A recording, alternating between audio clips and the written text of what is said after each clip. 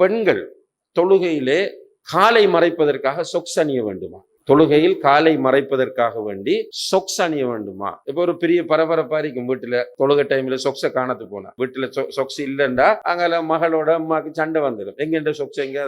ஏனென்றால் பெண்களுடைய மனதில் பதிந்திருக்கிறது கட்டாயமாக பெண்கள் சொக்ஸ் அணிந்து காலை மறைக்க வேண்டும் என்று. தொழுகையிலே பெண்களுடைய அவுரத் எது என்று கேட்டால், மிக பெரும்பாலான உலமாக்களுடைய கருத்துப்படி பெண்கள் மணிக்கட்டு வரை உள்ள இந்த கையையும் முகத்தையும் தவிர உள்ள ஏனைய அனைத்து பகுதிகளும் அவுரத்தாகும்.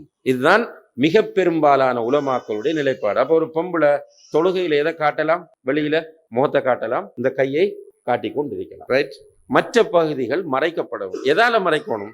அது அவருடைய வசதியை பொறுத்து. சிலர் என்ன பண்றாங்கன்னா, வரக்கூடிய சில ஹதீஸ்களை தப்பும் தவறுமாக புரிஞ்சிட்டு பெண்கள் காலை திறந்துட்டு தொழலாம் என்ற கருத்தெல்லாம் சொல்றாங்க. ஆனால் அந்த கருத்துக்களை அந்த ஹதீஸ்கள் சொல்லவில்லை என்பதை நம்ம புரிந்து கொள்ள வேண்டும். எனவே பெண்கள் தொழுகையில் மணிக்கட்டு வரை உள்ள கைகளையும் முகத்தையும் தவிர மற்ற அனைத்து பகுதிகளையும் மறைக்க வேண்டும்.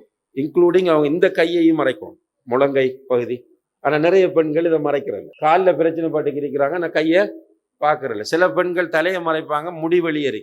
இதெல்லாம் அவர்களுடைய அவுரத்தாக கொள்ளப்படும். இந்த அவுரத்துகள் வெளிப்பட்டால், அதாவது இந்த கை வெளிப்பட்டால் அல்லது காலில் ஒரு பகுதி வெளிப்பட்டால் அல்லது முடி வெளிப்பட்டால் தொழுகை பாத்திலாகுமா இல்லையா என்று கேட்டால் அதுல கருத்து வேறுபாடு இருக்கிறது. ஆனால் மறைக்க வேண்டிய பகுதி எது என்று கேட்டால், முகத்தையும் மணிக்கட்டு வரை உள்ள கைகளையும் தவிர மற்ற பகுதி எல்லாமே பெண்கள் மறைக்க வேண்டும். எதனால் மறைக்க வேண்டும் என்று கேட்டால், எது அவர்களுக்கு வசதியோ அதை கொண்டு மறைக்கலாம். வல்லாஹு தஆலா ஆலம்.